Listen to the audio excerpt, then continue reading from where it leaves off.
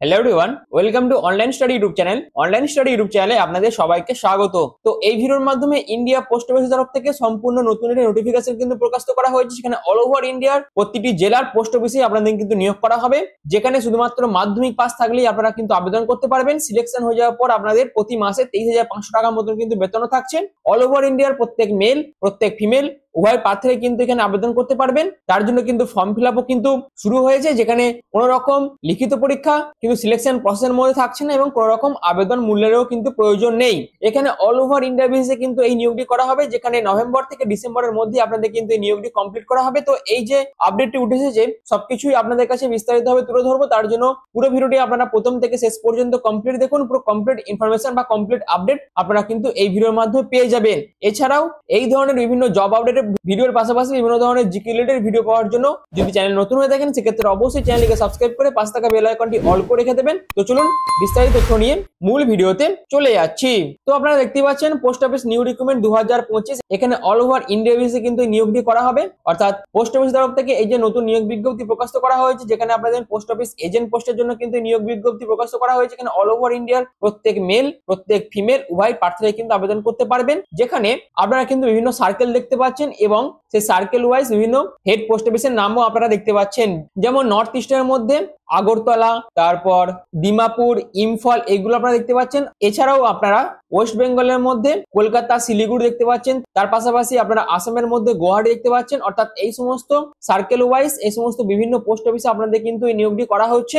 অর্থাৎ সর্বপ্রথম আমরা দেখে নেব কি কি টাইপস এর পোস্ট অফিস এজেন্ট হয়। সর্বপ্রথম আছে পোস্ট অফিস এজেন্ট অর্থাৎ স্ট্যান্ডার্ড পিওএ, যেখানে আপনাদের বিভিন্ন ধরনের স্কিম কিন্তু অফার করা হবে, যেমন কিষাণ বিকাশ, তারপর ন্যাশনাল সেভিংস সার্টিফিকেট, এই সমস্ত যে পোস্ট অফিসের স্কিমগুলো আছে এইগুলো কিন্তু আপনাদের লোকাল মানুষের কাছে নিয়ে যেতে হবে। অর্থাৎ তারা যাতে এই স্কিমগুলো থেকে উপকৃত হতে পারে সেই দিকে কিন্তু আপনাদের কাজ করতে হবে।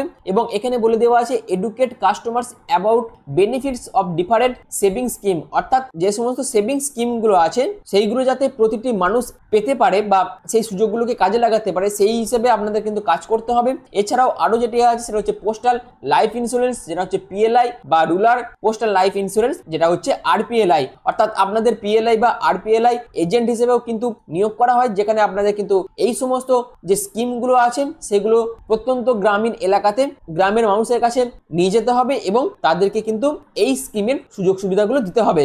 সেই দিকে আপনাদের কিন্তু লক্ষ্য রাখতে হবে এবং সেই কাজই আপনাদের করতে হবে। এরপর সিনিয়র সিটিজেন স্কিম এজেন্ট আছে। তো এই সমস্ত এজেন্ট কিন্তু আছে এবং এই সমস্ত এজেন্টে আপনারা আবেদন কিভাবে করবেন, যেখানে আবেদন করার জন্য এলিজিবিলিটি ক্রাইটেরিয়া হচ্ছে শুধুমাত্র মাধ্যমিক পাস থাকলেই আপনারা কিন্তু আবেদন করতে পারবেন। এবার আসি এজ লিমিটের ব্যাপারটা। এখানে আবেদন করার জন্য আপনাদের মিনিমাম বয়স যেটি প্রয়োজন সেটা হচ্ছে 18 বছর। অর্থাৎ আপনাদের বয়স যদি 18 থেকে ম্যাক্সিমাম 50-এর মধ্যে হয়ে থাকে সেক্ষেত্রে প্রত্যেক আবেদনকারী কিন্তু এখানে আবেদন করতে পারবে এবং ভারতীয় নাগরিক প্রত্যেক মেল প্রত্যেক ফিমেল উভয় প্রার্থীরাই আবেদন করতে পারবে। কিন্তু আপনি যে সার্কেল ধরে আবেদন করবেন সেই সার্কেলের যে লোকাল ল্যাঙ্গুয়েজ আছে সেটা অবশ্যই আপনাদের কিন্তু জানতে হবে, তবেই আপনারা কিন্তু আবেদন করতে পারবেন। কারণ এখানে যেহেতু প্রত্যন্ত এলাকাতে আপনাদের কাজগুলো করতে হবে, তার জন্য অবশ্যই সেখানকার লোকাল ল্যাঙ্গুয়েজ জানা কিন্তু আবশ্যিক। যদি না জানেন সেক্ষেত্রে আপনারা কিন্তু সেখানকার যারা লোকাল বাসিন্দা থাকবে তাদের সাথে কমিউনিকেট করতে পারবেন না এবং কোনো রকম কাজই আপনারা কিন্তু করতে পারবেন না। এছাড়াও এখানে আবেদন করার জন্য আপনাদের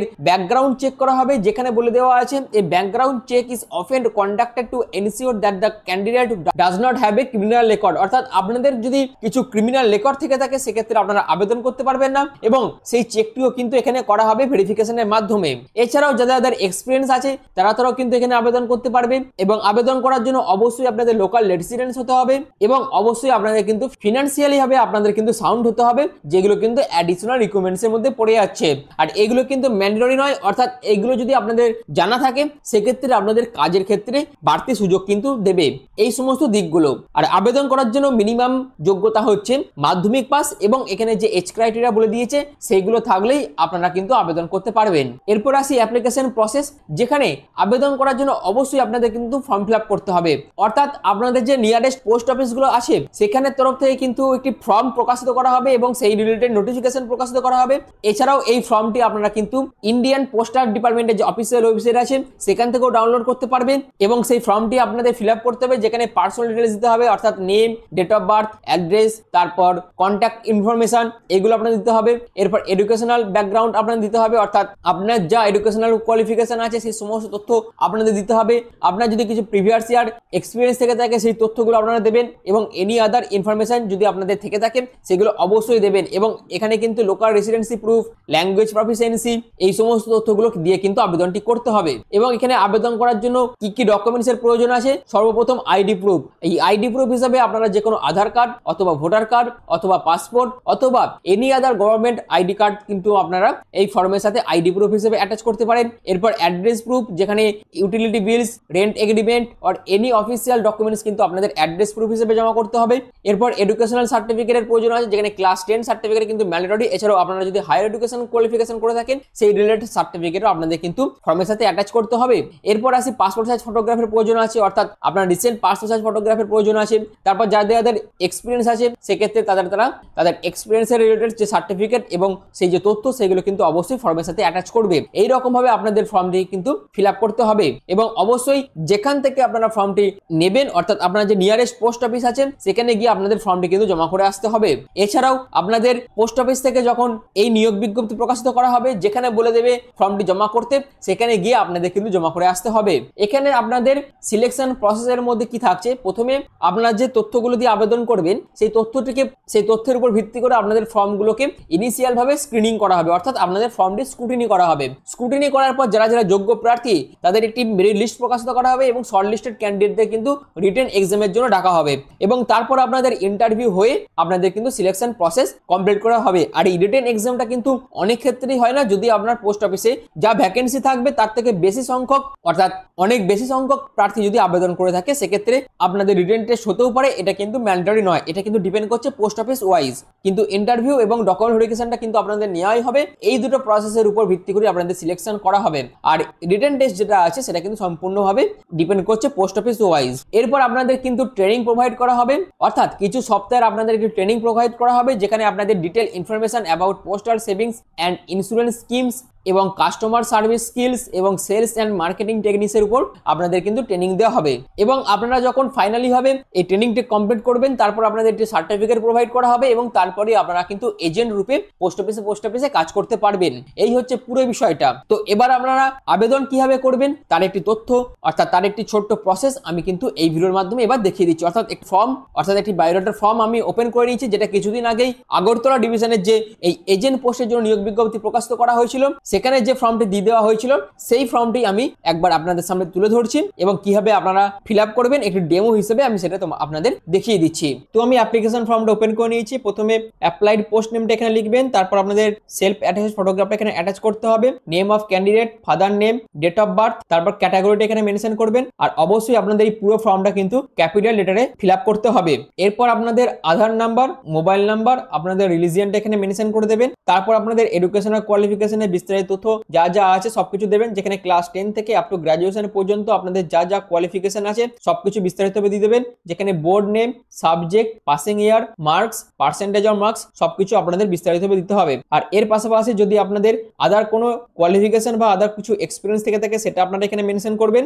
এবং তারপর আপনাদের অ্যাড্রেসটা এখানে দেবেন, যেখানে house number, street, village, post office, police station, district, তারপর স্টেট, পিনকোড, এগুলো অবশ্যই আপনাদের মেনশন করতে হবে। এরপর আপনাদের ডিক্লারেশনটা পড়তে হবে, এখানে আপনাদের সিগনেচার করতে হবে, প্লেস এন্ড ডেট দিতে হবে। তো এই হচ্ছে আবেদন করার বিস্তারিত প্রসেস। এবং আবেদনের টাইমে আপনারা যে সমস্ত তথ্য দিয়ে আবেদন করবেন সেই তথ্যগুলোর সেলফ অ্যাটাচড ফটোকপি কিন্তু ফর্মের সাথে অ্যাটাচ করতে হবে এবং এদের যে নির্দিষ্ট ঠিকানা আছে সেখানে আপনাদের পাঠিয়ে দিতে হবে। তো আমি সিলেকশন প্রসেসের ব্যাপারটা বলে দিচ্ছি। আপনাদের ফর্ম সর্বপ্রথম স্ক্রুটিনি করা হবে, স্ক্রুটিনি করার পর যারা যোগ্য প্রার্থী তাদের রিটেন এক্সাম নেওয়া হতে পারে বা আপনাদের সরাসরি ইন্টারভিউ হয়ে আপনাদের কিন্তু সিলেকশন প্রসেস কমপ্লিট হতে পারে। যদি আপনাদের রিটেন টেস্ট হয় সেখানে কি কি টাইপের কোশ্চেন থাকবে, basic mathematics, general knowledge and information, এছাড়াও পোস্টাল সার্ভিসের উপর আপনাদের কিন্তু কোশ্চেন থাকবে। এই সমস্ত টপিকের উপর আপনাদের যদি এক্সাম হয় এই সমস্ত টপিক থেকে আপনারা কোশ্চেন পেয়ে যাবেন। এরপর আপনাদের ইন্টারভিউ নেওয়া হবে, যেখানে শর্ট লিস্টেড ক্যান্ডিডেটদের ইন্টারভিউর জন্য নোটিফিকেশন প্রকাশিত করা হবে এবং আপনাদের ইন্টারভিউ কোন ডেটে হবে বা কোথায় হবে সেটা কিন্তু পরবর্তীকালে আপনাদের